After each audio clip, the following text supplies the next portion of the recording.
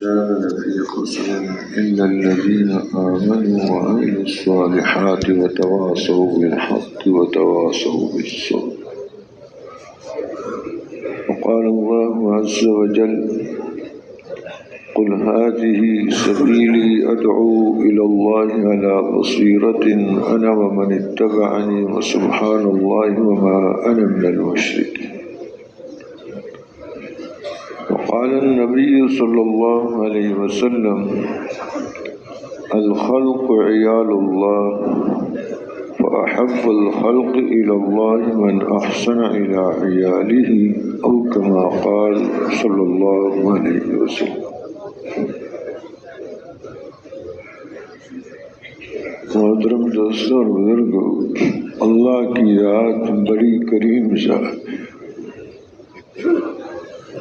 وہ اس انسان پر کرم کرنا چاہتے ہیں، اس کو نوازنا چاہتے ہیں کہ دنیا آخرت میں یہ کامیاب ہو جائے، کہیں کسی موقع پر اس کو پریشانی اور ناکامی لاحق نہ ہو، ہر حال میں یہ کامیاب رہے۔ اور اس کرم کرنے کے اتنے انتظامات فرمائے ہیں جن کی کوئی حد نہیں۔ مقصود اس پر کرم کرنا ہے۔ عالم ارواح میں اس سے پہلے ہی پوچھ لیا: الست بربکم قالوا بلی، پوچھا کیا میں تمہارا رب نہیں ہوں؟ تو سب نے عرض کیا کیوں نہیں، آپ ہی ہمارے رب ہیں۔ تو یہ بنیاد اللہ کے کرم حاصل کرنے کی کہ اللہ تعالیٰ کو اپنا رب ماننا، یہ اب بنیاد اس کو حاصل ہو گئی ہے۔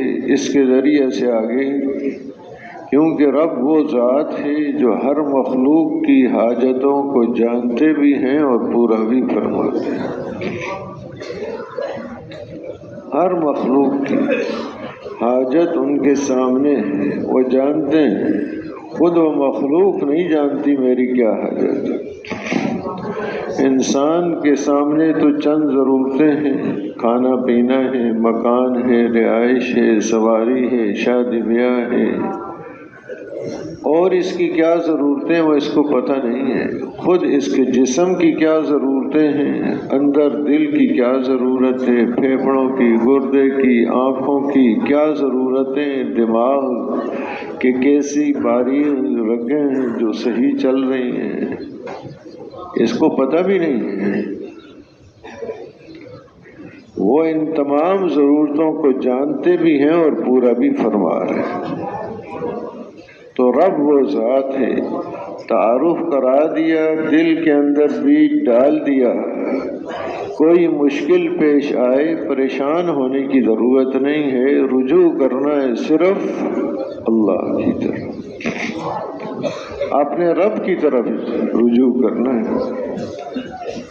ان سے لینا ہے۔ کوئی مسئلہ پیش آئے، چھوٹا مسئلہ ہے، بڑا مسئلہ ہے، تعارف کرا دیا۔ اور جب ماں کے پیٹ میں اس کی روح اور جسم مل گئے، دنیا میں آ گیا ہے، اب دنیا میں آیا ہے تو اس کرم کو حاصل کرنے کے لیے اس کو کچھ استعداد چاہیے، کچھ قوت چاہیے۔ تو دنیا میں آیا ہی اس قوت کے ساتھ کہ ما من مولود الا یولد علی الفطرہ، ہر بچہ فطرت پر پیدا ہوتا ہے۔ فطرت کے حق بات کو ماننے کی استعداد اور قوت کو کہتے ہیں، جو اللہ نے اس کے لیے حق اتارا ہے، جس کی وجہ سے یہ دنیا آخرت میں اللہ کے کرم سے فائدہ اٹھا سکتا ہے۔ اس حق کے قبول کرنے کی استعداد ہر انسان کے اندر۔ اس حق میں کچھ اوامر ہیں، کرنے کے کام ہیں، کچھ نواہی ہیں جن سے روکا گیا ہے، تو جو کرنے کے کام ہیں ان کو کر سکتا ہے، جن کاموں سے روکا ہے اس سے رک سکتا ہے، ایسے نہیں کہ ایسا کام کرنے کا کہہ دیا ہو جس کو کر نہ سکتا ہو، اور ایسے کام سے روکا ہو جس سے یہ رک نہیں سکتا، بالکل ایسے نہیں۔ لا یکلف اللہ نفسا الا وسعها، جو اس کی وسعت کے اندر ہے اسی کا ہی مکلف بنایا ہے، ذرا سا بھی زیادہ بوجھ اس کے اوپر نہیں ڈالا، کوئی مشقت اس کے کہ نہ کر سکے۔ مال ہے تو زکوٰۃ دے، مال نہیں ہے تو زکوٰۃ کا مکلف نہیں بنایا۔ مال اور استطاعت ہے جانے کی تو حج کرے، اور اگر نہیں ہے تو حج اس پر کوئی نہیں ہے۔ تو جو بھی اوامر اور دین اس کو عطا فرمایا ہے اس کی استعداد پہلے دن سے اس کے اندر ہے، اور جب اس کو کوئی شعور اور سمجھ نصیب ہوتا ہے، چیزوں کو سمجھنا شروع کرتا ہے، تو اس کے سمجھنے کے اسباب بھی اس کو دیے ہیں۔ پہلے تو فرمایا کہ جب آئے تو تم کچھ بھی نہیں جانتے تھے، کوئی پتہ نہیں بچے کو، لیکن اسباب اس کو علم کے دے رکھے، دل ہے، آنکھ ہے، کان ہے، اس کے ذریعے سے اس کے اندر علم پیدا ہوتا رہتا ہے، شعور اس کا بڑھتا ہے، دیکھتا ہے، کچھ چیزیں حاصل کرتا ہے، کچھ سن کر حاصل کر رہا ہے، کچھ دل کے ادراک سے اس کو چیزیں حاصل ہوتی رہتی ہیں۔ اب یہ شعور جو اس کو حاصل ہوتا ہے، یہ بھی اللہ کے کرم کو حاصل کرنے کا اللہ نے ایک ذریعہ اس کو نصیب فرمایا ہے۔ اس کو صحیح استعمال کرے تو اللہ کی معرفت کہ یقیناً ایک ذات ہے جس نے اس سارے کارخانے کو پیدا کیا ہے۔ زمین آسمان خود بخود نہیں پیدا ہوئے، جو ان کے اندر ہے مخلوق وہ خود بخود نہیں بن گئی، بنانے والا کوئی ہے اور بہت بڑا حکیم ہے، اس کے بنانے میں بے شمار حکمتیں، ہر چیز جو بنائی اس میں بے شمار حکمتیں، وہ اس کے نفع کے لیے بنائی ہے کہ اس سے بڑے منافع حاصل کرتا ہے، اور یہ چیزیں اصل نفع اس کا اللہ کی معرفت ہے۔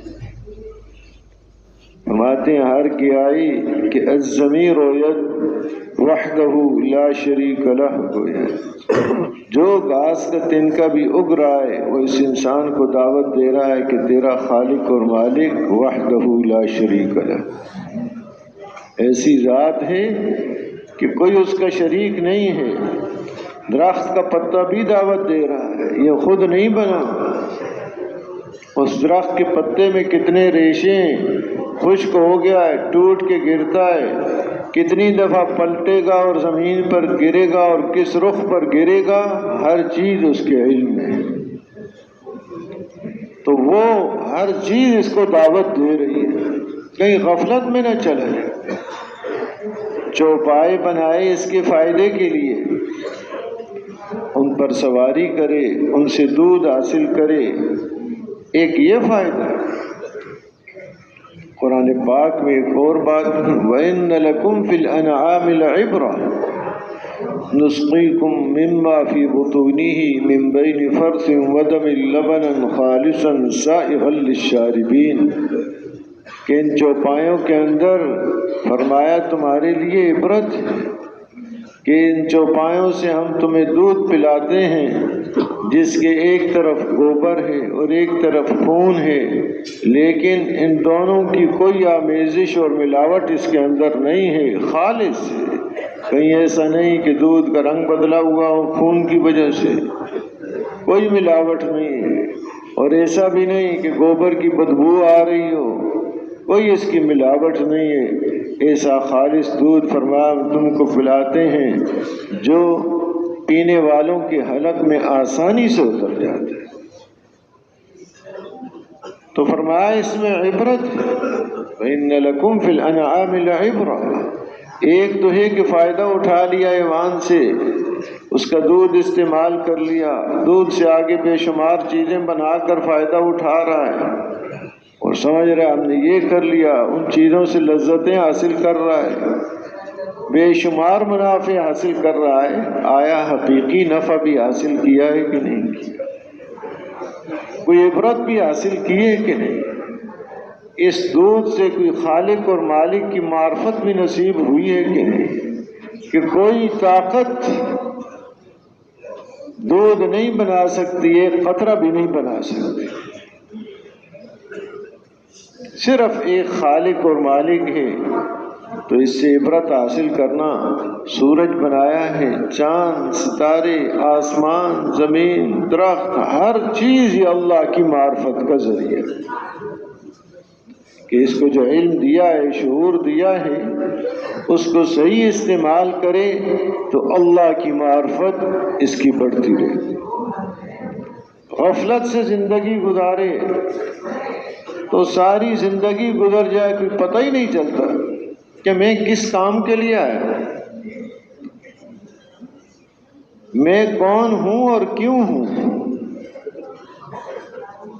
اپنے آپ کو ہی نہیں پہچانتا، اور میں یہ آیا کس کام کے لیے ہوں یہاں پر، کہ اللہ نے اس کو اشرف المخلوقات پیدا کیا ہے اور اس کے اندر وہ استعدادیں اور قوتیں اور صلاحیتیں رکھی ہیں جو اور کسی مخلوق کے اندر نہیں رکھی۔ عبدیت کی صفت اس کے اندر رکھی، خلافت کی صفت اس کے اندر رکھی۔ فرمایا تخلقوا باخلاق اللہ، اللہ کی صفات کو اپنے اندر پیدا کرو۔ وہ رحیم ہے، انسانیت پر رحم کرنا سیکھو، یہ صفت اپنے اندر پیدا کرو۔ وہ کریم ہے، انسانیت پر کرم کرو، اپنے اندر یہ صفت پیدا کرو۔ وہ عطا کرنے والی ذات ہے، دوسروں کو عطا کرو، یہ صفت اس کے اندر پیدا ہو جائے۔ اپنا خلیفہ بنایا، وہ درگزر کرنے والے، معاف کرنے والے ہیں، دوسروں کو معاف کرو، یہ صفت اپنے اندر پیدا کرو۔ اللہ پاک نے یہ قوت اور استعداد اس انسان کے اندر رکھی، اور کسی مخلوق میں یہ چیز نہیں رکھی۔ ایسی قوتیں ہیں کہ جس کا اندازہ نہیں کر سکتے۔ اور پھر مزید کرم فرمایا، انبیاء علیہ الصلاۃ والسلام کا سلسلہ جاری فرمایا، آخر میں حضرت محمد مصطفیٰ صلی اللہ علیہ وسلم پر اس سلسلہ کو ختم فرمایا۔ ایک دو نبی نہیں، تقریباً 1,24,000 انبیاء علیہ الصلاۃ والسلام کو مبعوث فرمایا ہے، اور ہر نبی پورے خیر خواہ ہوتے ہیں، یعنی پوری خیر خواہی اس انسان کی چاہتے ہیں کہ کہیں اس کا نقصان نہ ہو جائے، اس کی طرف سے تکالیف، مصیبتیں، ناگواریاں، ہر چیز برداشت کرتے ہیں، لیکن ان کی خیر خواہی میں فرق نہیں آتا۔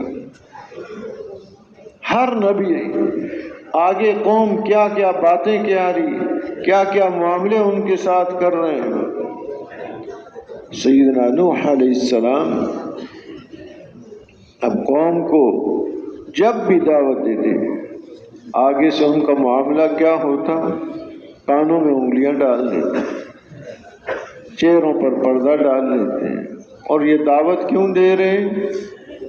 انہی کے فائدے کے لیے، تاکہ اللہ پاک ان کو معاف کر دے، بخش دے ان کو، انہی کے لیے، انہی کے فائدے کے لیے۔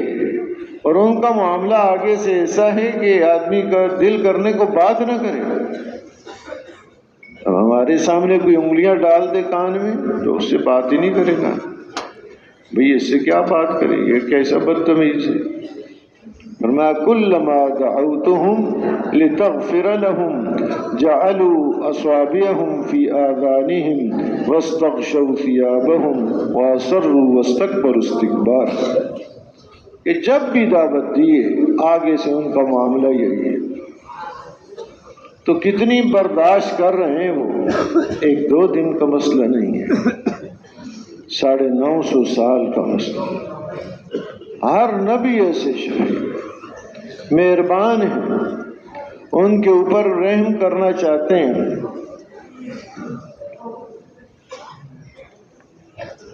کہ نوح علیہ السلام کو یہ کہہ رہے ہیں کہ آپ نعوذ باللہ گمراہ ہیں. فرما رہے ہیں نوح علیہ السلام لیس بی ضلالۃ ولکنی رسول من رب العالمین، میں کوئی گمراہ نہیں ہوں، میں تو رب العالمین کا رسول ہوں. ہود علیہ السلام کو کہہ رہے ہیں آپ بے وقوف. ہود علیہ السلام فرما رہے ہیں لیس بی سفاہۃ ولکنی رسول من رب العالمین، میں بے وقوف نہیں ہوں، رب العالمین کی طرف سے رسول ہوں. ایسے شفیق اور مہربان انبیاء علیہ الصلاۃ والسلام کو مبعوث فرمایا کہ یہ انسان ہمیشہ کے نقصانات سے بچ جائے، دنیا آخرت میں اس کے اوپر اللہ کا کرم ہو جائے اور یہ کامیاب ہو جائے. آخر میں سیدنا محمد صلی اللہ علیہ وسلم مبعوث ہوئے. آپ فرماتے ہیں اوذیت فی اللہ ما لم یؤذ احد وخوفت فی اللہ ما لم یخوف احد، کہ اللہ کے بارے میں جتنی مجھے اذیت پہنچائی گئی اتنی کسی کو نہیں پہنچائی گئی، اور فرمایا جتنا مجھے ڈرایا گیا اتنا کسی کو نہیں ڈرایا. غزوہ احد میں 70 صحابہ شہید ہوئے. آپ صلی اللہ علیہ وسلم بھی زخمی ہیں. اب گھر گھر میں حالات آپ کے ایسے رفیق اور صحابہ اور ساتھی، اب وہ 70 شہید ہو گئے. آپ کے چچا حضرت حمزہ رضی اللہ تعالی عنہ کہ کیا معاملہ ان کے ساتھ کیا گیا بے دردی کا. اب یہ سب مصیبتیں. حضرت عائشہ رضی اللہ تعالی عنہ نے عرض کیا کہ اس سے زیادہ سخت دن بھی آپ پر آیا ہے کوئی؟ آپ نے فرمایا جس کا مفہوم یہ ہے طائف کا دن اس سے بھی زیادہ سخت. اب وہ کیا چیز تھی؟ صرف ایک خیرخواہی ہے انسانیت کی کہ یہ انسانیت جہنم سے بچ جائے اور اللہ کے کرم کو حاصل کر لے، کامیاب ہو جائے دنیا میں بھی اور آخرت میں بھی. اتنے انتظام فرمائے جس کی کوئی حد نہیں. اندر ایک کرم ہی کرم. فتح مکہ کے دن ایک صحابی نے یہ کہہ دیا الیوم یوم الملحم، آج تو موقع ملا ہے ہم ان کی بوٹی بوٹی کر دیں گے. کہ انہوں نے جو معاملہ کیا اتنا ستایا ہے کہ 13 سال تک مکہ مکرمہ میں، اور پھر اب فتح مکہ کے موقع تک کہ یہاں پر بھی انہوں نے ستایا ہے. تو اب یہ 21 سال ہو گئے کہ 8 سال اس کے ہو گئے فتح مکہ تک. 21 سال تک کے ستائے ہوئے. سب کو پتہ ہے، ظالم کو بھی مظلوم کو بھی، کوئی بھولا نہیں ہے کہ کیا کیا حضرت بلال رضی اللہ تعالی عنہ کے ساتھ، کیا کیا حضرت مصعب رضی اللہ تعالی عنہ کے ساتھ، حضرت خباب رضی اللہ تعالی عنہ کے ساتھ، اور حضرت بکر صدیق رضی اللہ تعالی عنہ کے ساتھ، اور خود حضور اکرم صلی اللہ علیہ وسلم کے ساتھ کیا کیا معاملہ کیا، کوئی بھولا نہیں. پھر مدینہ طیبہ جانے کے بعد بھی آرام سے نہیں چھوڑا. بدر کے موقع پر آ گئے، پھر احد کے موقع پر، تو وہاں پر بھی یہ جو 8 سال گزرے کہ کہیں اطمینان سے نہ رہیں. اب ایک نے کہہ دیا آج تو ان کو کاٹنے کا دن ہے، ان کے گوشت کرنے کا دن ہے.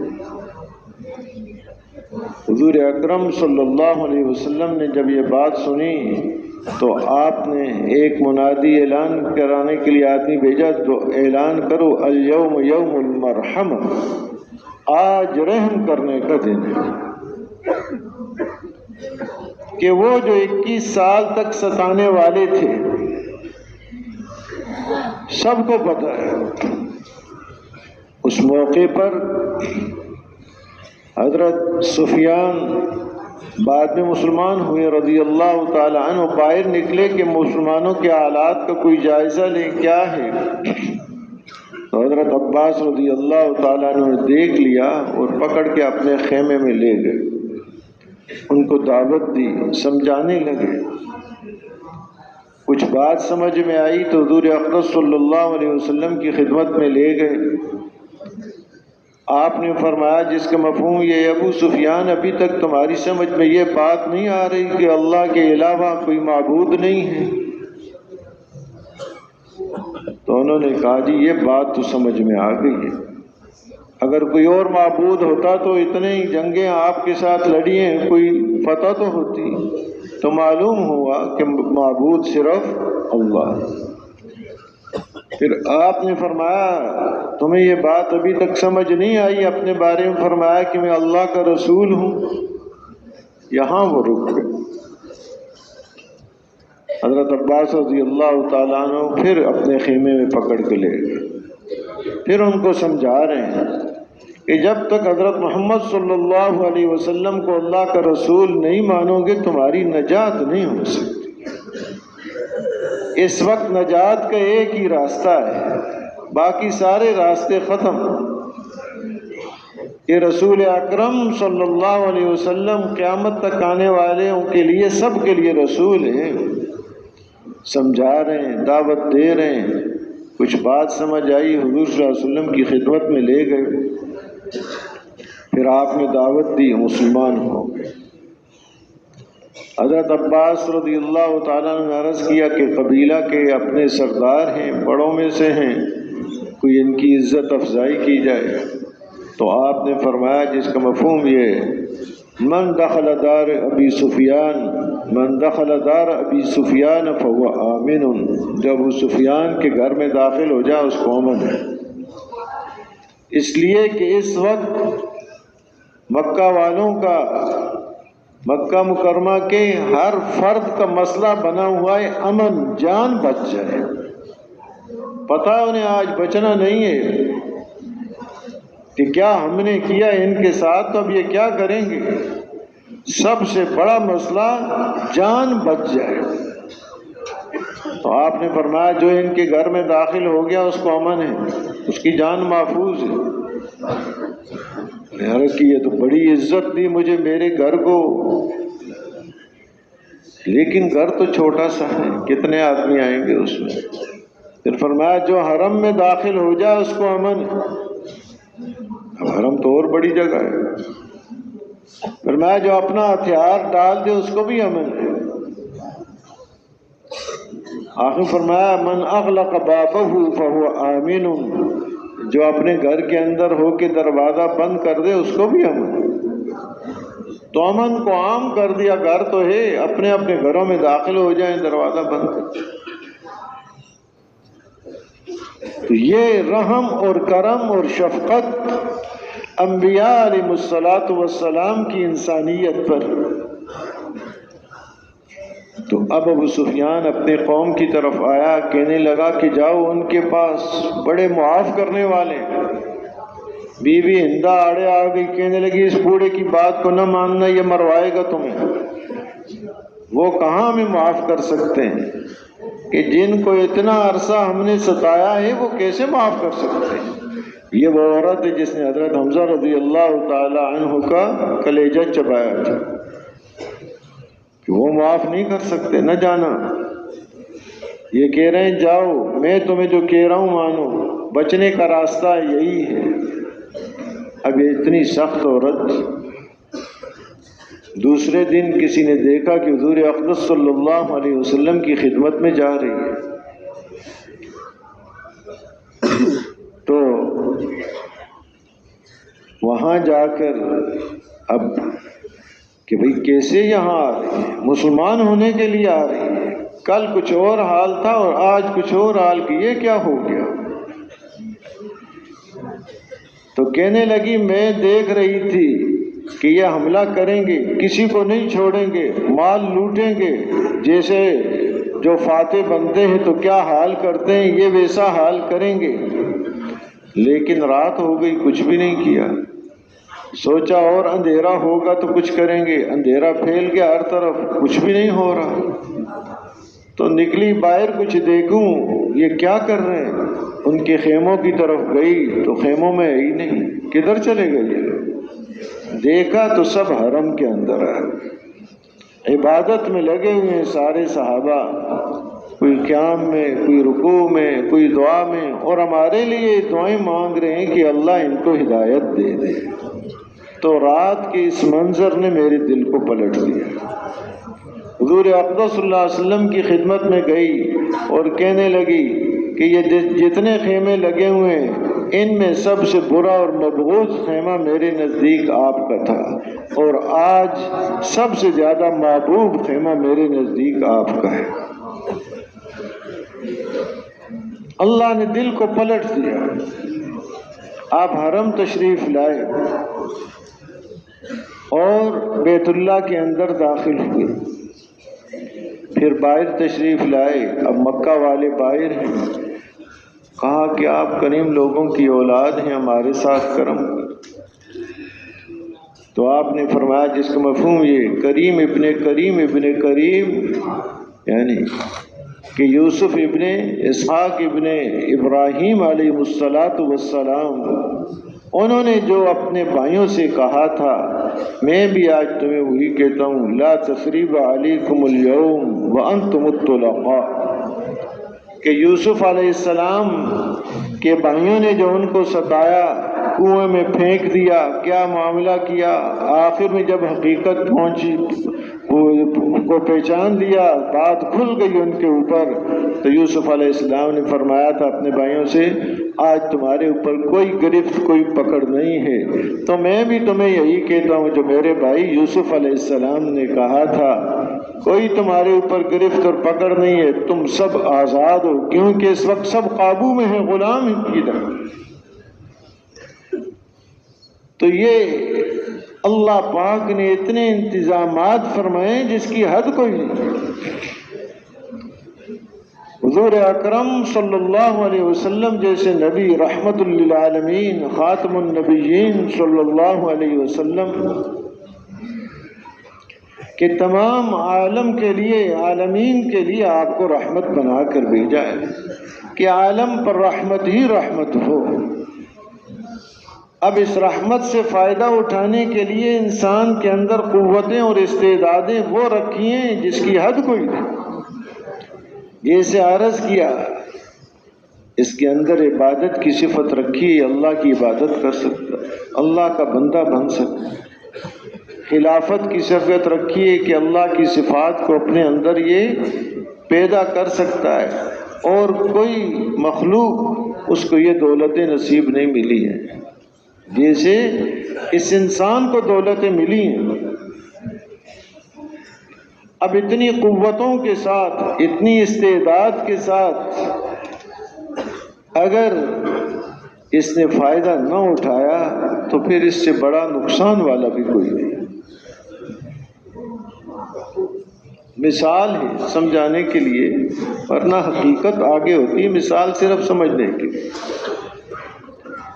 ایک آدمی کے پاس بہت قیمتی گاڑی ہے اور بڑی مہنگی ہے، پہاڑوں پر جدھر بھی لے جاؤ بڑی تیز رفتار ہے، بہت فائدہ اٹھا سکتا ہے، لیکن چلانے والا نشے میں ہے۔ تو کیا کرے گا جی؟ گاڑی سے فائدہ اٹھائے گا؟ وہ گاڑی سے تو فائدہ نہیں اٹھا سکتا، وہ تو جان کا بھی نقصان کرے گا، مال کا بھی نقصان کرے گا، اپنا بھی نقصان کرے گا، دوسروں کا بھی نقصان کرے گا۔ وہ تو اس حالت میں ہے جیسے ایک بڑے عالم سفر کر رہے تھے، تو بعض جہازوں میں وہ جو خدمت والے ہوتے ہیں انہوں نے پانی مانگا یا کچھ، تو انہوں نے شراب پیش کر دی۔ میں نے کہا بھائی یہ تو میں نہیں پیتا۔ کہا کیا اس میں کیا ہے پینے میں؟ تو انہوں نے فرمایا جاؤ پائلٹ کو پلا دو، جاؤ اس کو پلا دو اگر کچھ نہیں ہے تو، کہ جی وہ ڈیوٹی پر ہے۔ کہا ہم ہر وقت ڈیوٹی پر ہیں، ہر آدمی ہر وقت اس کے اوپر اوامر ہیں، نشے میں نہ ہو، ہوش میں ہو۔ تو اب جس کے پاس اتنی قیمتی گاڑی ہو، جہاز ہو، وہ نشے میں ہو تو کیا حال کرے گا؟ تباہی کرے گا، دوسروں کو بھی تباہ کرے گا۔ تو جس انسان کو، یہ ایک مثال میں نے عرض کیا، مثال ہے، اس انسان کے اندر جو قوتیں اور استعدادیں ہیں اس کا اندازہ ہم نہیں کر سکتے، لیکن اور اس کو جو قوتیں آغا و جوارے اور یہ جو مشین دی ہے، اس کے دل کی کیا قوت ہے، کتنی اللہ کی معرفت اور تعلق اور محبت نصیب ہو جاتا ہے۔ جب وہ نصیب ہو جاتا ہے، کسی مخلوق کا تأثر اس کے اندر نہیں رہتا، نہ کسی کا خوف رہتا ہے، نہ کسی سے امید وابستہ ہوتی ہے۔ خوف ہے تو صرف ایک اکیلے اللہ کا ہے، امید ہے تو صرف اللہ کی۔ فرعون کے پاس جب جادوگر آئے موسیٰ علیہ السلام کے مقابلے کے لیے، تو کہنے لگے ہمیں کیا ملے گا؟ تو اس نے کہا تمہیں مقرب بنا لوں گا۔ یہ بہت بڑی چیز ہے کہ بادشاہ کے فرعون کے مقرب بن گئے۔ اب اتنی امیدیں اس سے وابستہ ہیں، اور اس فرعون کی عزت کی قسم کھا رہے ہیں، بعزت فرعون انا لنحن الغالبون، کہ ہم ہی غالب آنے والے ہیں۔ یہ قسم کھا کے وہ بات کہہ رہے ہیں۔ اب جب حقیقت سامنے آئی تو فوراً سجدے کے اندر گر گئے۔ جب حقیقت کھلی ان کے سامنے، انہوں نے اپنی رسیاں لاٹھیاں ڈالی، سانپ بن گئے، سب ڈر رہے ہیں۔ موسیٰ علیہ السلام کو حکم ہوا آپ اپنی لاٹھی ڈالیں، اللہ نے ایک اجزا بنایا، سب کو نکل گیا۔ وہ حقیقت سمجھ گئے کہ یہ جادوگر نہیں ہیں، یہ اللہ کے نبی ہیں، فوراً مان لیا۔ اور وہ یقین نصیب ہوا کہ جس کا اندازہ کھل گیا، کہنے لگے آمنا برب العالمین رب موسیٰ و ہارون، رب العالمین پر ایمان لے کر ہم آ گئے، وہ رب جو موسیٰ علیہ السلام اور ہارون علیہ السلام کا رب ہے۔ اب فرعون غصے میں بھرا ہوا، ظالم جو بچوں کو بھی نہیں چھوڑتا، اس نے دھمکی دی کہ تمہارے ہاتھ پاؤں کو مخالف جانب سے کاٹ دوں گا، تمہیں سولی پر لٹکا دوں گا۔ اور پتہ وہ ظالم ہے، وہ تو بچوں کو بھی نہیں چھوڑتا۔ تو کہنے لگے فَاقْضِ مَا أَنْتَ قَاضٍ إِنَّمَا تَقْضِي هَذِهِ الْحَيَاةُ الدُّنْيَا، جو مرضی ہے تو فیصلہ کر لے، جو کرنا ہے، زیادہ سے زیادہ تو فیصلہ کیا کرے گا؟ ہماری اس دنیا کا ہی کوئی نقصان کر لے گا، آخرت ہماری نہیں بگاڑ سکتا۔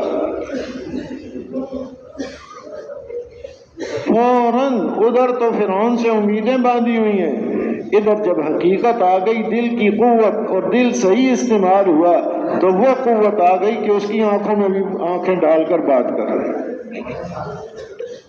ایک قوت ہے ایمان کی، دل کے اندر یہ انسان کی قوت، لیکن کس چیز پر وہ لگ رہی ہے؟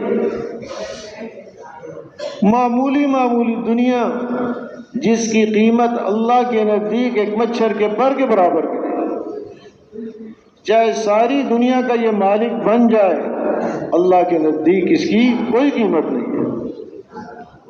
دنیا میں اتنی چیزیں بنا دے، زمین سے لے کے آسمان تک کی فضا کو پر کر دے، خود اپنے نزدیک یہ سمجھے آج بڑا ترقی کا دور آ گیا ہے، بڑی قیمتی مشینری ایجاد کر لیے، اللہ کے نزدیک ایک مچھر کے پر کے برابر بھی کوئی قیمت نہیں۔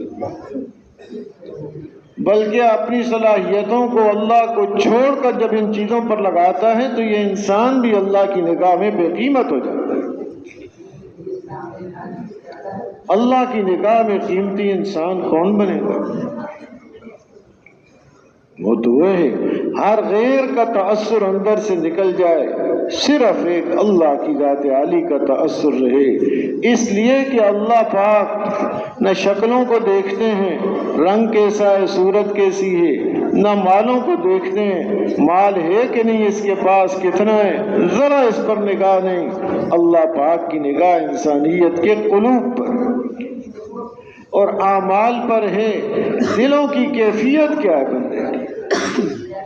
بندے کی جو قیمت لگے گی دل کے اعتبار سے لگے گی، جتنی اللہ کی عظمت اور بڑائی ہوگی اتنا ہی اللہ کے نزدیک قیمتی ہوگا اور قدر والا ہوگا، اور جتنے اس کے اعمال آخرت والے ہوں گے اتنا اس کی قدردانی کی جائے گی۔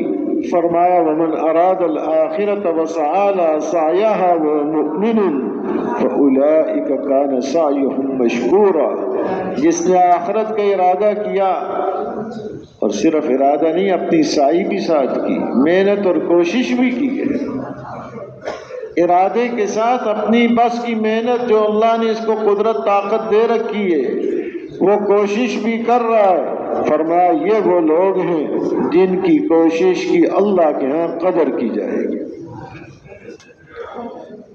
اللہ پاک کی ذات بڑی قدردان ذات ہے، اللہ سے زیادہ کوئی قدردان نہیں۔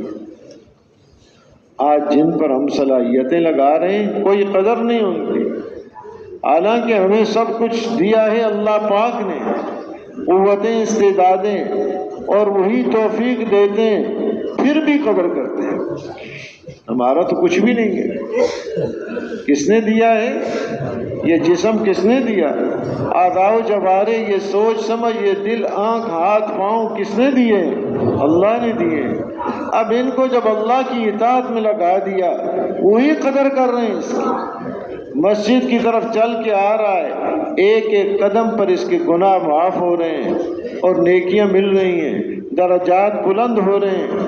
آ کے انتظار میں بیٹھا ہے تو یہ انتظار بھی اس کا فارغ شمار نہیں، یہ بھی نماز میں شمار ہے۔ نماز پڑھ کے یہ بیٹھ رہا ہے، جتنی دیر تک باوضو بیٹھا رہے گا فرشتوں جیسی مخلوق اس کے لیے دعا کر رہی ہے، اے اللہ اس کی بخشش فرما دے، اے اللہ اس پر رحم کر دے۔ بڑی قوتیں استعدادیں ہیں، بڑی صلاحیتیں ہیں، اس کی محنت کی بڑی قدردانی ہے جس کا اندازہ کوئی نہیں۔ روزہ رکھا ہے، بھوک کی وجہ سے معدے سے منہ سے بدبو آ رہی ہے، ہو سکتا ہے کوئی دوست تعلق والا کہے بھائی بو آ رہی منہ دوسری طرف کر لے، لیکن خالق اور مالک جن کے لیے روزہ رکھا ہے ان کے نزدیک اس کی کیا قیمت ہے؟ مشک سے بھی زیادہ یہ قیمتی ہے جو اس کی منہ کی بو آ رہی ہے۔ اطیب عند اللہ من ریح المسک، تو قدردان ذات وہ ہے۔ دنیا میں جائیں، دفتر میں بارش میں جاتے رہیں، بیمار ہو کے جاتے رہیں، کوئی تنخواہ کا ایک پیسہ زیادہ نہیں کریں گے، جو ہے وہی دیں گے۔ یہ ذات ایسی ہے، گرمی میں آئے مسجد کی طرف، اللہ کے راستے میں نکلے، مشقت بیان برداشت کی ہے، جتنی زیادہ مشقت ہوگی اتنا زیادہ انعام اور زیادہ ملے۔ تو محترم دوستوں بزرگوں، قوتیں بھی بہت اور عطا کرنے والی ذات بھی بڑی قدردان۔ اب ایسی قوتوں کی مشین اس انسان کے پاس ہے۔ دل کی قوت یہ، آنکھ کی قوت کیا ہے؟ والدین کو محبت کی نگاہ سے اس نے ایک نگاہ دیکھا ہے، اس کو حج کا ثواب دے دیا۔ کتنا آنکھ سے یہ کمائی کر سکتا؟ یتیم کے سر پر ہاتھ پھیرا ہے اللہ کو راضی کرنے کے لیے، جتنے بال ہاتھ کے نیچے ہیں اتنے اللہ پاک اس کے گناہوں کو معاف کر دیتے ہیں۔ کتنی قیمت ہے، کتنی قوت اور استعداد اس کو دے کے دیتی ہے، اندازہ نہیں کر سکتے کہ کتنی صلاحیتیں ہر آدمی کے اندر، مرد ہے، عورت ہے، پڑھا لکھا ہے، ان پڑھ ہے، جاہل ہے، شعر کرنے والا ہے، دیہات کرنے والا ہے، اللہ پاک نے ہر انسان کے اندر یہ قوتیں اور استعدادیں دے رکھی ہیں، لیکن اپنی مشین کو یہ استعمال کرنے والا نشے میں ہے۔ مسئلہ یہ ہے، جیسے قیمتی گاڑی لی لیکن چلانے والا نشہ میں ہے، جہاز چلانے والا نشہ میں ہے تو کیا حال کرے گا؟ تباہیاں ہوں گی، سب جانتے ہیں، حالانکہ ان کی اتنی قیمت نہیں ہے جو اس انسان کی قیمت ہے۔ اب اس کو جو اتنے قیمتی اعضاء و جوارح دے رکھے، دل دے رکھا، آنکھ کان ہاتھ پاؤں یہ دے رکھے ہیں، جن سے یہ کتنی بڑی کمائیاں اور حاصل کر سکتا ہے، ایک ایک اس کی حرکت میں کتنی طاقت اور قوت ہے، لیکن اس مشین کو چلانے والا ایک نشے میں نہیں، دو نشوں میں۔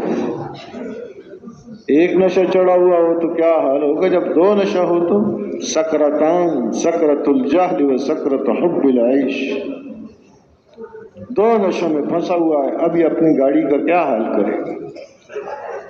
اپنے ان اعضاء کو ٹھیک استعمال کرے گا، دل کو ٹھیک استعمال کرے گا، زبان کو ٹھیک استعمال کرے گا، آنکھ کو ٹھیک استعمال کرے گا جب نشے میں ہے؟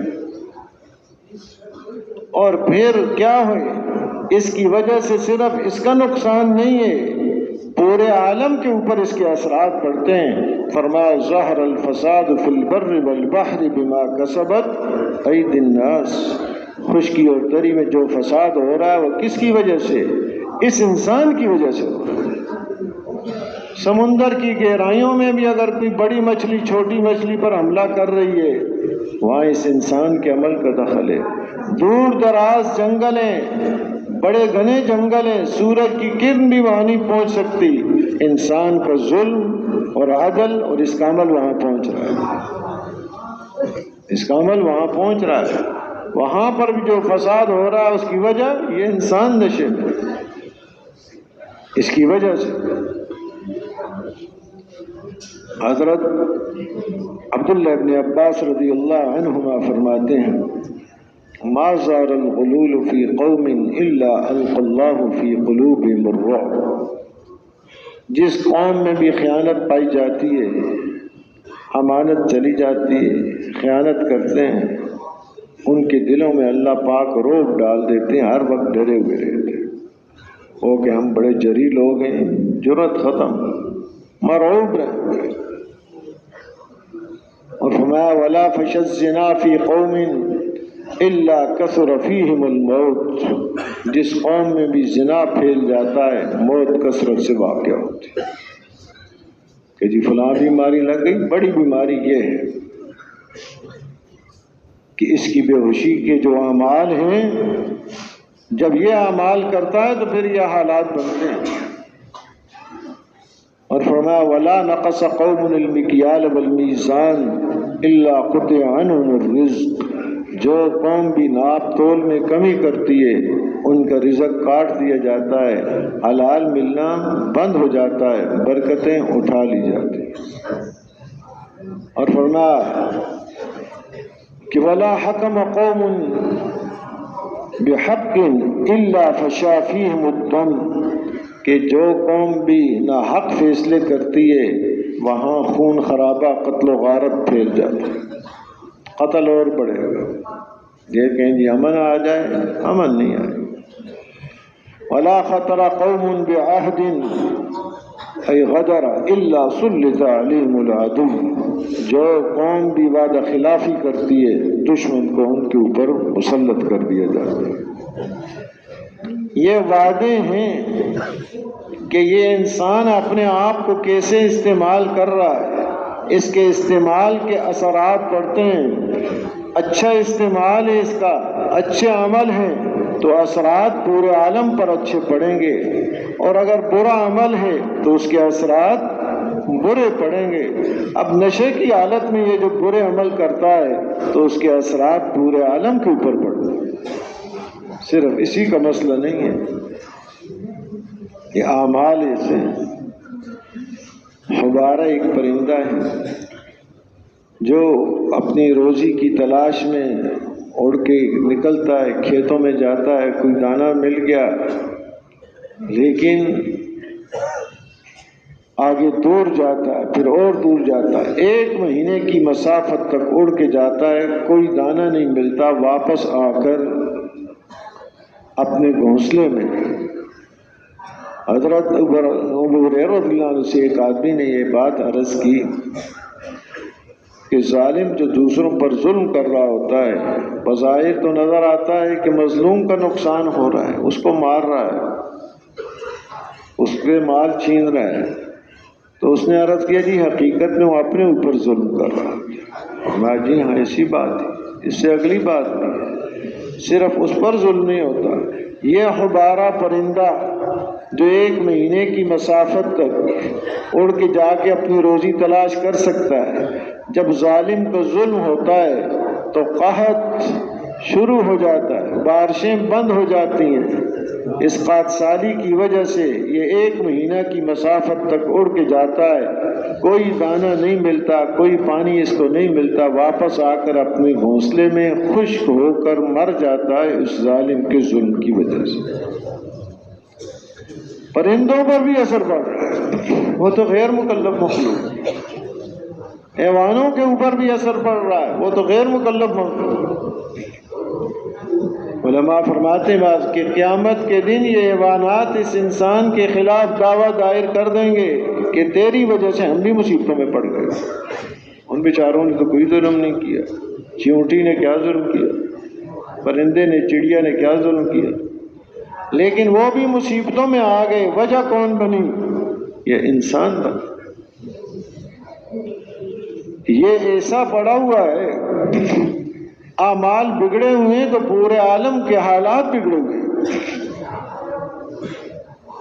اس کی وجہ اب یہ 2 نشے اس کے اندر فرمائے، ایک تو جہالت کا نشہ ہے، پتہ نہیں اسے کہ میں نے اپنی زندگی کیسے گزارنی ہے، اپنے دل کو کیسے استعمال کرنا ہے، اپنی آنکھوں کو کیسے استعمال کرنا ہے، زبان کو کیسے جاہل ہے، کوئی پتہ نہیں، جو منہ میں آیا بول دیا، جدھر دل چاہ دیکھنا شروع کر دیا، جو دل نے چاہ کان سے سننا شروع کر دیا، ہاتھ سے جو مرضی یہ کر رہا ہے، ظلم کر رہا ہے، کیا کر رہا ہے، نشے میں۔ جہالت کا نشہ، اسے پتہ نہیں ہے میں نے دل کو کیسے استعمال کرنا ہے، آنکھ کو کیسے استعمال کرنا ہے، اس کا علم ہی نہیں ہے۔ اور دوسرا نشہ سکرۃ حب العیش، عیش پرستی کا نشہ، عیش پرستی کی محبت کا نشہ۔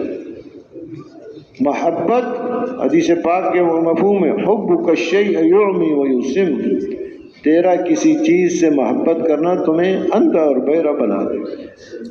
وہ اندھا اور بہرا ہوتا ہے، دیکھتا بھی نہیں ہے، سنتا بھی نہیں ہے، نشوں میں بھی ہے، دیکھ بھی نہیں رہا، سن بھی نہیں رہا، تو کیا حال ہوگا، گاڑی کو کیسے چلائے گا؟ اس لیے کہتے ہیں اس نشے سے نکلے، یہ نشہ اس کا اتر جائے۔ انبیاء علیہ الصلوۃ والسلام تشریف لائے ہیں، اللہ پاک کی طرف سے وہ علم لے کر آئے ہیں جس علم کے ذریعے سے اس کو پتہ چلتا ہے کہ اپنی گاڑی کو کیسے چلائے، اور اس سے پتہ چلتا ہے کہ آخرت ایک یقینی چیز ہے۔ جیسے آج ہم یہاں بیٹھے ہوئے ہیں، ہر ایک کو یقین ہے میں بیٹھا ہوا ہوں مسجد میں، آج کے دن کا یقین ہے، یہ ایک دن گزر رہا ہے، اس سے زیادہ یقین آخرت کا دن، کیونکہ اس دن کے پتہ نہیں کس وقت ختم ہو جائے، کوئی احتمال نہیں کسی کو نصیب ہو یا نہ ہو۔ آخرت کے دن میں سب نے جمع ہونا ہے، اللہ کے سامنے پیشی ہوگی، ہر ایک کا براہ راست خود امتحان لیں گے، حساب لیں گے، بیچ میں کوئی ترجمان نہیں ہوگا، کوئی وکیل نہیں ہوگا، ہر ایک اپنے اعمال کے اندر گرا ہوا ہوگا، بقدر اعمال اپنے پسینے میں ہوگا۔ اور جن کو ایمان کی دولت نصیب نہیں ہوئی وہ تو ہوں گے ہی ننگے، یہ کیفیتیں ہوں گی۔ اس کیفیت کا کہ یہ دن سامنے آنے والا ہے، اس دن کا یقین دل کے اندر پیدا ہو جائے، اس کا علم حاصل کرنا، یہ چیز نصیب ہو گئی تو پھر اس کے لیے صحیح چلنا نصیب ہوگا۔ آخر میں حضرت محمد مصطفیٰ صلی اللہ علیہ وسلم کو مبعوث فرمایا اللہ پاک نے، اور قرآن پاک اتارا، آخری کتاب ہے، یہ علم اتارا، اور یہ انسانیت کی ہدایت کے لیے ہے، اس کی آنکھیں کھولنے کے لیے، اس کا نشہ اتر جائے۔ بار بار اس دعا کا مانگنا ہر نماز کی ہر رکعت میں فرض کر دیا، اہدنا الصراط المستقیم، کہ اللہ ہمیں ہدایت نصیب فرما، اس کے بغیر اس کا گزارا نہیں ہے، ورنہ یہ نشے میں رہے۔ اب یہ قرآن بتائے گا، حضور اکرم صلی اللہ علیہ وسلم کی زندگی اس کو بتائے گی کہ اپنے جسم کو کیسے استعمال کرنا ہے، دل کو کیسے استعمال کرنا ہے، زبان کو کیسے استعمال کرنا ہے، آنکھ کو کیسے استعمال کرنا ہے، یہ علم سے بتائے گا۔ اب اس کا نشہ اترے گا، ورنہ نشے میں باقاعدہ دل کا استعمال قرآن پاک کے اندر فرمایا، لیس البر ان تولوا وجوہکم قبل المشرق والمغرب ولکن البر من آمن باللہ والیوم الآخر والملائکۃ والکتاب والنبیین، کہ جب حضور اکرم صلی اللہ علیہ وسلم کو حکم ہوا بیت اللہ شریف کی طرف منہ کر کے نماز پڑھنے کا، یہود و نصارہ نے اعتراض کیا تو فرمایا تم نے اسی کو سب کچھ سمجھ رکھا ہے۔ حقیقی نیکی یہ ہے کہ آدمی پہلی چیز کہ دل کا پہلا استعمال اللہ کی ذات عالی پر ایمان ہو، کہ وہ خالق اور مالک ہیں، وہ رب ہیں، تصرف انہی کا چلتا ہے، ساری مخلوق مل کر کسی کو فائدہ پہنچانا چاہے، خالق اور مالک کا ارادہ نہ ہو تو وہ اس کو فائدہ نہیں پہنچا سکتے، اور اگر کسی کو محروم کرنے کا ارادہ ہے، کسی کو عطا کرنے کا ارادہ ہے، اور سارے مل کر اس کو روکنا چاہیں، خالق اور مالک کا ارادہ نہیں ہے تو یہ اس کو روک نہیں سکتے۔ سب سے پہلا دل کا استعمال اور دل کا علم، دل کے اندر یہ یقین بیٹھ جائے، اور دوسرا دل کا استعمال کہ دل کس کام کے لیے دیا اللہ نے، قیامت کا یقین، جیسے عرض کیا کہ ایک دن آنے والا ہے، 50,000 سال کا دن ہوگا، اس کا یقین دل کے اندر بیٹھا۔ اور تیسرا اللہ کا ایک نظام غیبی ہے، فرشتوں سے اللہ پاک چلا رہے ہیں، اللہ پاک محتاج نہیں ہوں گے، اس نظام غیبی پر یقین ہو۔ دنیا کے نظاموں سے کچھ نہیں ہوگا، حکومتوں کے نظاموں سے کچھ نہیں ہوگا، ہوگا کس سے؟ اللہ کا نظام چلے۔ حضرت علی رضی اللہ تعالیٰ عنہ رات کو نماز پڑھ رہے تھے مسجد میں، تو دیکھا کچھ ساتھی بیٹھے ہوئے ہیں، پوچھا کیوں بیٹھے ہوئے؟ کہ جی خطرہ ہمیں محسوس ہو رہا ہے، آپ کے لیے پیرا دے رہے ہیں۔ تو ہمیں فرمایا یہ پیرا اور یہ حفاظت کس سے کرو گے؟ آسمان والوں سے، زمین والوں سے؟ انہوں نے عرض کیا آسمان والوں سے تو ہم کچھ نہیں کر سکتے، زمین والوں سے ہی کچھ۔ تو فرمایا چلے جاؤ، زمین پر اس وقت تک کچھ نہیں ہو سکتا جب تک آسمان پر فیصلہ نہ ہو۔ اللہ کے نظام غیبی پر ایک یقین، ہر انسان کے ساتھ فرشتے مقرر ہیں، اعمال لکھنے والے، حفاظت کرنے والے، اس کی روزی پہنچانے والے، کہ یہ دانہ یہاں پر ہے، آدمی کسی اور ملک میں بیٹھا ہوا ہے، یہ دانہ کیسے اس تک پہنچ جائے، مستقل ایک نظام ہے۔ اس نظام غیبی پر یقین ہو، اور اللہ نے جو کتابیں اتاری ہیں ان پر یقین ہو، اور سب سے آخری کتاب قرآن پاک، اس پر یقین۔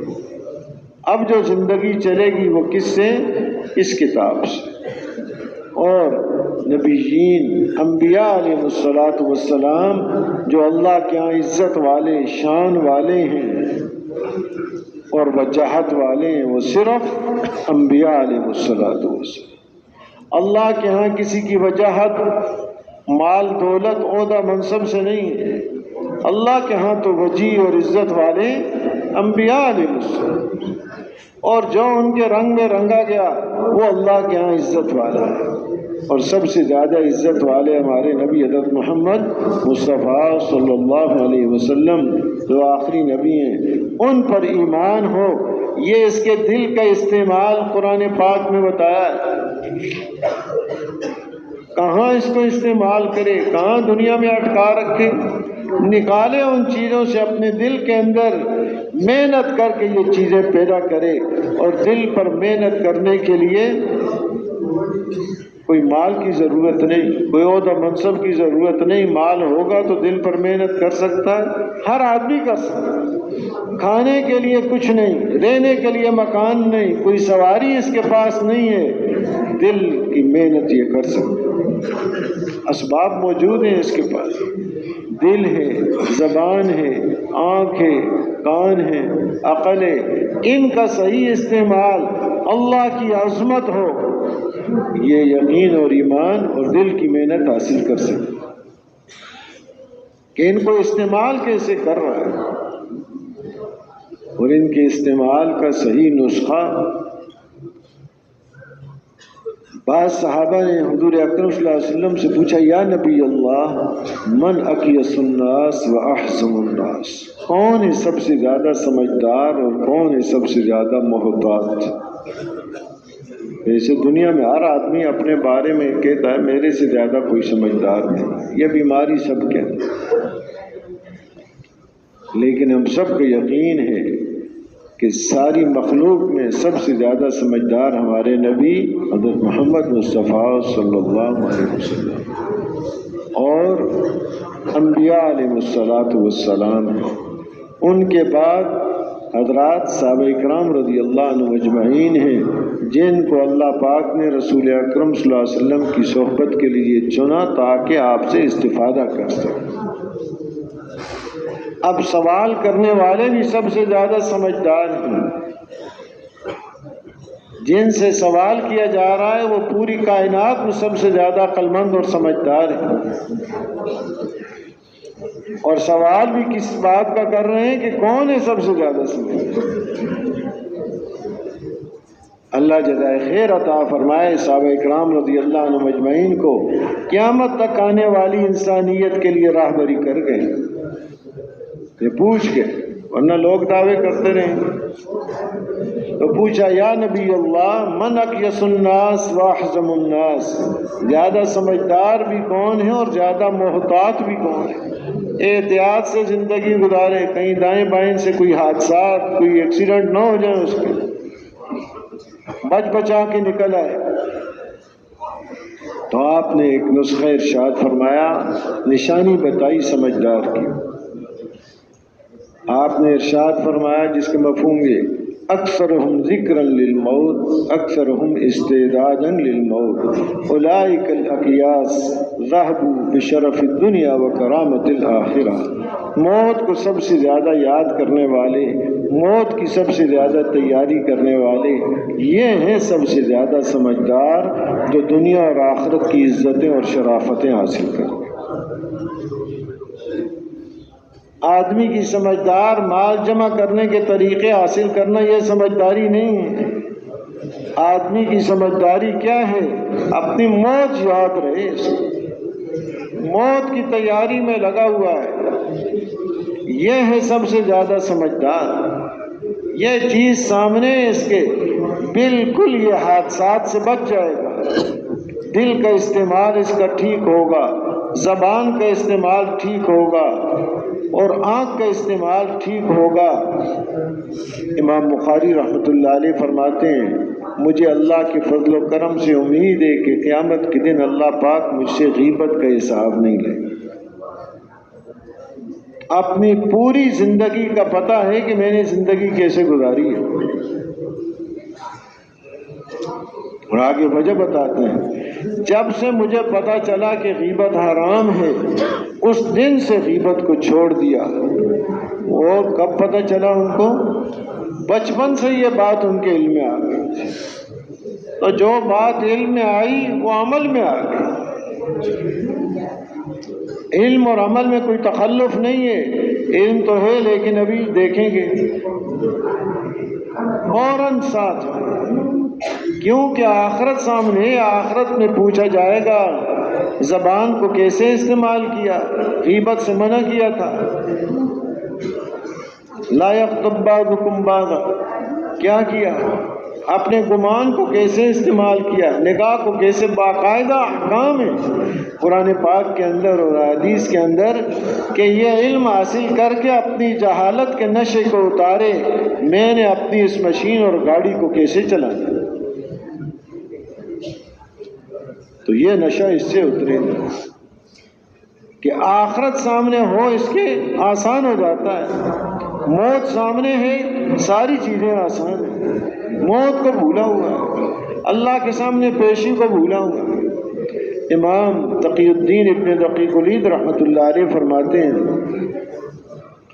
ما تکلمت بکلمۃ ولا فعلت فعلا الا اعددت له جوابا بین یدی اللہ تعالی، کہ جو بات بھی میں نے کی ہے اور جو کام بھی میں نے کیا ہے، کل قیامت کے دن اللہ پاک کو کیا جواب دوں گا، اس کا جواب آج میں نے تیار کر رکھا ہے۔ اللہ پاک پوچھیں گے یہ بات کیوں کی، یہ کام کیوں کیا، تو اس کا جواب آج تیار کر رکھا ہے۔ تو اس کا جواب کیا ہے؟ کہ اللہ آپ کو راضی کرنے کے لیے کیا ہے، جو کچھ کیا ہے تو وہ کون سے اعمال ہوں گے جن سے اللہ راضی ہو، کہ اپنا جواب تیار ہو آدمی کے سامنے کہ جس کے سامنے موت ہے، جس کے سامنے آخرت کی پیشی ہے، وہ اپنے سارے عمل کو درست کر لے گا، دل کا استعمال، زبان آنکھ کا استعمال۔ تو محترم دوستو بزرگو، یہی بات عرض کی جا رہی ہے، ایک تو اپنے بارے میں فکر لگی ہوئی ہو کہ میں نے کل اللہ کے سامنے پیش ہونا ہے، موت آئے گی میرے اوپر، اس کی تیاری میں لگ جاؤں، یہ بہت بڑی ضروری چیز ہے۔ اور ایک یہ کہ ہم امتی ہیں اس نبی صلی اللہ علیہ وسلم کے جو خاتم النبیین اور رحمت للعالمین، کہ ان کی یہ رحمت، یہ علم جو مجھے مل گیا اور اس سے کچھ فائدہ ہوا ہے، کچھ نشہ اتر رہا ہے، یہ پوری انسانیت تک رحمت پہنچ جائے تاکہ نشہ اتر جائے، ہوش میں آ جائیں، اپنے آپ کو کیسے چلانا ہے، اپنے چلانے کو ٹھیک کر لیں۔ یہ اللہ نے ختم نبوت کی برکت سے ذمہ داری ہر مسلمان کو دے رہی ہے کہ محنت کریں انسانیت پر، کہ جہاں اپنے بارے میں فکر لگی ہے کہ مجھے یہ دولتیں نصیب ہو جائیں اور اللہ پاک کا کرم مجھے نصیب ہو جائے، کہیں نقصان نہ ہو میرا، نہ دنیا میں نہ آخرت میں، عزت نصیب ہو جائے، ایسے ہی دنیا کے ہر انسان کو یہ دولتیں نصیب ہو جائیں۔ اللہ نے اس امت کو یہ سعادت نصیب فرمائی۔ جب تک امت اس ذمہ داری کو اپنی ذمہ داری سمجھتے رہے تو اللہ کی مددیں اور نصرتیں، پورے عالم کا نظام ان کے تابع تھا، ان کے کام میں لگے ہوئے ہیں۔ یہ پورا عالم اسی کے لیے بنا ہے، اللہ پاک کی معرفت نصیب ہو جائے اور اللہ کے حکموں کی اطاعت ہو جائے، تو ساری چیزیں پھر اس کے تابع ہیں۔ اور سب سے بڑا فائدہ یہ کہ انسانیت کا رخ پلٹتا جا رہا تھا، دنیا سے آخرت کی طرف، اور مال سے اعمال کی طرف، اور مخلوق سے خالق کی طرف، سب کا رخ پلٹ رہا ہے۔ تو اصل فائدہ اس محنت کا انسانیت کو ہدایت نصیب ہو رہی تھی۔ محترم دوستو بزرگو، اللہ پاک نے اپنے فضل و کرم سے اس زمانے کے اندر یہ محنت نصیب فرمائی ہے۔ حضور اکرم صلی اللہ علیہ وسلم آخری نبی ہیں، آپ کی بات آخر تک چلے گی، کسی اور کی بات نہیں چلے گی، آپ کی بات کا اثر ہمیشہ رہے گا، قیامت تک رہے گا۔ قیامت کے دن بھی ساری مخلوق آپ کی محتاج ہوگی اور آپ کے پاس آئیں گے سفارش کرنے کے لیے۔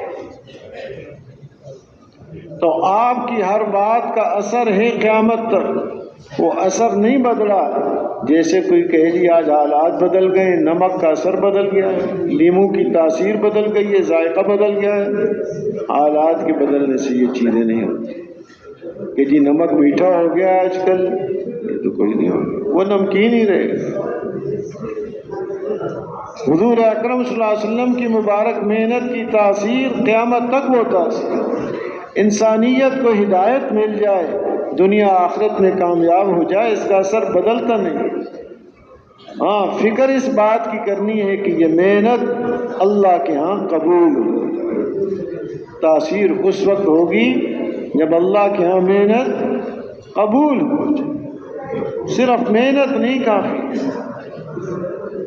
محنت میں اس بات کی فکر لگی ہوئی ہو کہ یہ میرا چلنا پھرنا، گھر سے باہر نکلنا، سردی گرمی سفر کی مشقتیں برداشت کرنا، یہ محنت اللہ کے ہاں قبول ہو، کہ اللہ کی ذات عالی پر یقین ہو، رسول اکرم صلی اللہ علیہ وسلم کا طریقہ ہو، اللہ کے دھیان سے ہو، اللہ کو راضی کرنے کے جذبے سے ہو، اور ان اعمال کی حفاظت کرتے ہوئے اپنے اخلاق کو بناتا جائے، ورنہ قبول شدہ محنت کسی اور کو دے دی جائے گی. اور اس کے ساتھ یہ ہے کہ اپنے لقمے کو بھی دیکھے، حلال کھا رہا ہے یا حرام کھا رہا ہے. یہ لقمہ بھی اعمال کو تباہ کر دیتا ہے. عصبیت سے پاک ہو، ہم سب اللہ کے بندے ہیں، رسول اکرم صلی اللہ علیہ وسلم کے امتی ہیں. اب یہ جذبے ہوں، وہ جذبہ ہو جو رسول اکرم صلی اللہ علیہ وسلم کے قلب مبارک کے اندر تھا، اس انداز کی یہ محنت ہو تاکہ اللہ کے ہاں یہ قبول ہو جائے، اور اپنے اوپر کوئی غرہ اور غرور نہ ہو. ہم ایسے ہیں، ہم تو لوگ ایسے ہیں، ہم ایسے ہیں. عاجزی اور تواضع اس کے اندر ہو، کسی کے ساتھ کوئی تقابل نہیں، کوئی تردید تنقید اور تنقیص نہیں ہے. اپنا کام مثبت انداز میں کرتے جانا ہے، اور اپنے اندر تواضع اور یہ صفات پیدا کرتے جانا، اور اللہ سے مانتے ہوئے کہ جیسے ہم مخلوق ہیں، ہماری محنت بھی مخلوق ہے، اثر ڈالنے والی ذات صرف ایک اکیلے اللہ، کہ محنت بھی ہو اور ساتھ اللہ سے مانگنا بھی ہو. مستقل راتوں کی محنت بھی ہے اور دن کی محنت بھی ہے. اس وقت اپنے اعمال کا پورا اہتمام، یہ نہیں کہ عمل تو ہو رہے، میری تسبیحات رہ گئی، میری تلاوت رہ گئی، بھائی کھانا رہ گیا ہے، ناشتہ رہ گیا، یہ تسبیحات ہی رہنے کے لیے، باقی باتیں مجلسیں لگی ہوئی ہیں وہ رہ گئی ہیں. باتیں بہت چل پڑتی ہیں. سنا ہے کہ مولانا الیاس رحمۃ اللہ علیہ کو لایانی سے بہت نفرت تھی. ایک دفعہ خط ایک پڑھا گیا جو پہلے بھی پڑھا جا چکا تھا، تو فوراً فرمایا یہ تو پہلے پڑھا جا چکا ہے، ایسے وقت ضائع کیا، پڑھو اس کو. کہ وقت ہے انسان کے پاس. دو آدمی آپس میں باتیں کر رہے تھے، جیسے شروع ہو جاتی ہیں باتیں بھی، ہر تبلیغ والے کے پاس قصے تو بے شمار ہیں، بہت بڑی کتاب ہے. تو وہ ایک بھی بات کر رہا ہے، دوسرے فرمایا تاریخ بیان کر رہے ہو کہ کام کرو، کام کرو، کام کرنے سے کام ہوگا، باتوں سے نہیں ہوگا. کام میں لگا رہے آدمی، اور اس محنت کے جو اعمال ہیں، سب سے بڑا عمل دعوت ہے، اور دعوت میں بھی انفرادی دعوت، اجتماعی دعوت تو کسی کو. انبیاء علیہ الصلوۃ والسلام کی اکثر جو دعوت ہے وہ انفرادی دعوت ہے. اس سے آدمی دعوت بھی سیکھے گا، لوگوں کو تیار کرنا بھی سیکھے گا. حاجی صاحب رحمۃ اللہ علیہ فرماتے تھے کہ روزانہ ایسی محنت کی جائے کہ لوگوں کو اللہ کے راستے میں نکلنے کے لیے تیار کیا جائے. یہ ہے مقصود کہ نکلیں اللہ کے راستے میں. بات کر دی تھی بھائی اللہ کے راستے میں نکالنا ہے، اس بات سے مقصود یہی فرماتے تھے کہ اس کو بھی دیکھیں کہ جو کچھ کہا جا رہا ہے کتنا وجود میں آ رہا ہے. ایک فکر لگی ہوئی ہو آدمی کو، جیسے اپنے کام کے لیے ایک فکر لگی ہوتی ہے، آدمی کو سوچتا ہے میری وجہ سے نہیں ہو رہا، کسی اور کو واسطہ بنا دوں، کسی اور کو فلانے کے پاس لے جاؤں، میرا کام ہو جائے. حالانکہ کام اس کے کرنے سے نہیں بنے گا، وہ تو اللہ کے بنانے سے ہوگا کام. ایسے ہی ہمارے اس سے نہیں ہوگا، اللہ کے بنانے سے ہی ہوگا. لیکن ایک فکر تو لگی ہو کہ جی ٹھیک ہے جی ہو گیا تھا کشت، چاروں طرف کشت بھیجی، بھائی ہوا کیا؟ کوئی کارگزاری سامنے آئے، کوئی پھر دوبارہ اس پر محنت کی جائے، آگے پھر بھیجا جائے، میں گیا ہوں فلانا ساتھی میری جگہ ان کے پاس چلا جائے تو زیادہ بہتر رہے گا۔ اپنی سوچ کو بھی استعمال کرے، صرف جسم کا استعمال نہیں ہے، مال کا استعمال نہیں، اپنی فکر کا استعمال بھی۔ مولانا الیاس صاحب رحمۃ اللہ علیہ کے بارے میں جانتے ہیں، بڑی زمینیں جائیداد تھی، باغات تھے، گاؤں تھے۔ مولانا اسماعیل صاحب رحمۃ اللہ علیہ جو ان کے والد صاحب ہیں، وہ ایک محنت میں لگ گئے، محنت کر رہے ہیں۔ نواتی وہاں سامنے مسجد سے گزرتے تھے، ڈیلی کام کرنے کے لیے جاتے تھے، ان کو بلا لیتے تھے، کہاں جا رہے ہو؟ کام کرنے کے لیے۔ کتنی مزدوری؟ کہ اتنی مزدوری ملے گی، کہ آؤ میرے پاس بیٹھ جاؤ۔ ان کو کلمہ سکھاتے، نماز سکھاتے، کیونکہ کلمہ بھی نہیں آ رہا، نماز بھی نہیں آ رہی، اور پھر ان کو عصر کے وقت مزدوری بھی دے دیتے۔ کتنی مزدوری لے لے۔ اس طرح لوگوں کو اپنے پاس روک روک کے جو کام کے لیے شہر میں جا رہے تھے، کلمہ، نماز، دین کی باتیں ان کو سکھا رہے ہیں کہ یہ تو بڑا اچھا مولوی ہے، بڑا اچھا، یہ تو ہمیں نماز بھی سکھاتا ہے اور پیسے بھی دے دیتے۔ ایک محنت فرما دی، ایک لگی ہوئی اندر دھن، اپنے باغات کا اور زمینوں کا کیا ہو رہا ہے، لوگوں نے قبضے کر لیے۔ تو مولانا الیاس صاحب رحمۃ اللہ علیہ کے ایک رشتے کے بھانجے ان کے پاس آئے کہ وہ زمینوں کے محکمے میں کام کرتے تھے، اپنے افسر سے بات کی کہ یہ ساری زمینیں ان کی ہیں، مولانا اسماعیل صاحب ان کی ہیں۔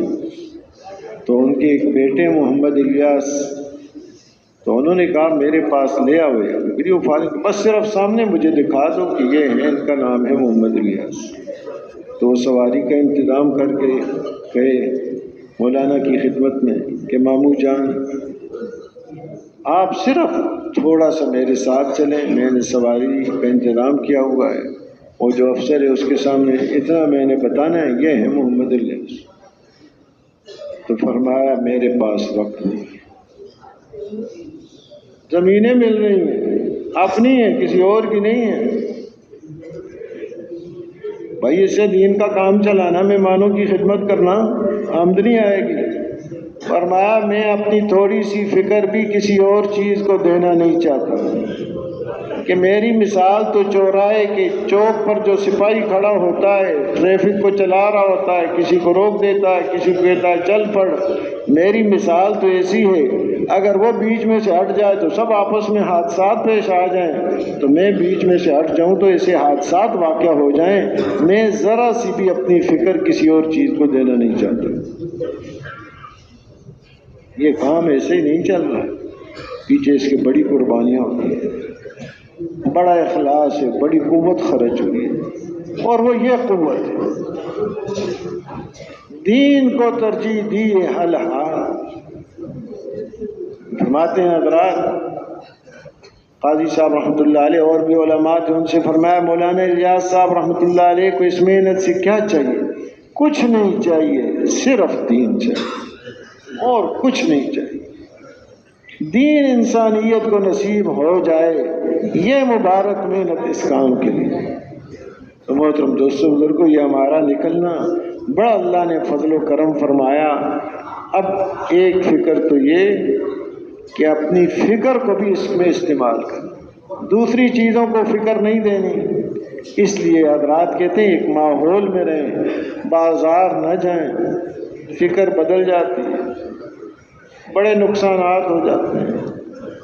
ماحول میں رہیں، کوئی ضرورت پڑی ہے تو کسی ساتھی کو ساتھ لے کر فوراً پوری کر کے آ جائیں۔ کہ کہتے ہیں سفر کا ضرورت کا سامان اپنے علاقوں سے لے کر، تاکہ یہاں جانا ہی نہ پڑے پائے۔ میں تو کوئی بڑی دولت حاصل کرنے کے لیے آیا ہوں، صرف ایک کوئی کورس نہیں ہو رہے 4 مہینے کا، چلے کا، 7 مہینے کا اور سال کا، اس نے پورا کر لیا۔ یہ تو ایک محنت ہے، غم اور فکر ہے، وہ حاصل کرنا ہے۔ اسے کہتے ہیں کہ پانی کے بغیر مچھلی کا تڑپنا، وہ حاصل کرنا ہے۔ ماہیے بے آب کی طرح تڑپنا، وہ کوئی چیز نصیب ہو جائے۔ وہ تو ماحول سے جو ہی نکلیں گے باہر کے پھر اثرات پڑیں گے۔ اپنے مسجد کے ماحول میں باہر جانا ہے تو اپنے ماحول کے ساتھ، گشت پہ جا رہے ہیں تو اکیلے نہیں جا رہے، اپنا ماحول ساتھ ہے، ساتھی ساتھ ہیں، وہ آپس میں دین کی بات کرتے ہوئے، ذکر کرتے ہوئے، نگاہوں کی حفاظت کرتے ہوئے ایک ماحول کے ساتھ جانا ہوگا۔ ماحول میں رہیں گے فائدہ کم ہوگا۔ مثال دیتے ہیں تنور کی، تنور کا اندر ایک گرم ماحول ہے، باہر سے روٹی لگائی اندر تو وہ پک گئی، دوسری لگائیں، تیسری لگائیں، 10 روٹیاں لگا دیں وہ پک جائیں گی۔ ایک روٹی تندور کے باہر لگا دو تو کیا خیال ہے جو بھی پک جائے گی؟ وہ مہینہ بھر لگی رہے وہ تو نہیں پکے گی، پکے گی وہ جو ماحول کے اندر رہی ہے۔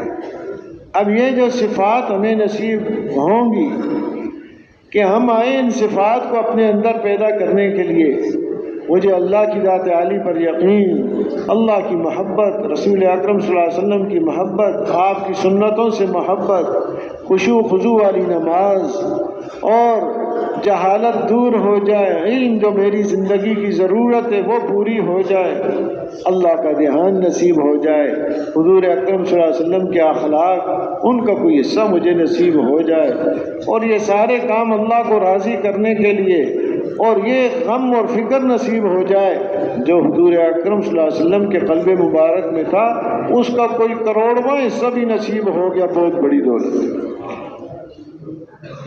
میں تو ان دولتوں کو حاصل کرنے کے لیے آیا ہوں، تو مجھے تو ایک ماحول کے اندر رہنا پڑے گا۔ ماحول باہر کا کیا ہے؟ باہر وہی ماحول ہے جن کو چھوڑ کے ہم آئے ہیں، جو تباہ کرنے والا بڑا زہریلا ماحول، اس کے اثرات سے بچ نہیں سکتا۔ بچاؤ ہمارے اسی کے اندر ہے کہ ان اعمال کے اندر ہم لگیں۔ یہ موقع اس لیے ملا ہے، اس موقع کو ایسا وقت کو گزاریں کہ اللہ کو پسند آ جائے کہ اللہ پاک موت تک اس ماحول میں رہنے کی توفیق عطا فرمائے، اور آگے موت تک کے لیے اپنی پسند کے مطابق اعمال کرنے کی توفیق عطا فرمائے۔ یہ نکلنا اس غرض کے لیے، چاہے تھوڑا وقت ہے یا زیادہ وقت ہے۔ تو اب اس میں ماشاءاللہ اکثر تو یہی ہیں جماعتیں ہیں، لیکن یہ کہ جن کے قوائف پورے ہیں، بیرون کے لیے فرمائے کون کون بھائی تیار ہے، کھڑے ہو جانا۔ اور ساتھ یہ بھی گزارش ہے کہ تھوڑی دیر کے لیے پیٹ جائیں، یعنی باہر جائیں نہیں، یہ جو تقاضے ہیں وہ پورے ہو جائیں۔ تشریف رکھیں، تشریف رکھیں، اللہ پاک آسان فرمائے، قبول فرمائے۔ تشریف رکھیں، تشریف رکھیں، تشریف رکھیں، تشریف رکھیں۔ ایسے ہی اندرون سال کے لیے لمبا موقع ایک ملتا ہے، ماشاءاللہ۔ فرمائے کون کون بھائی تیار ہے؟ اندرون سال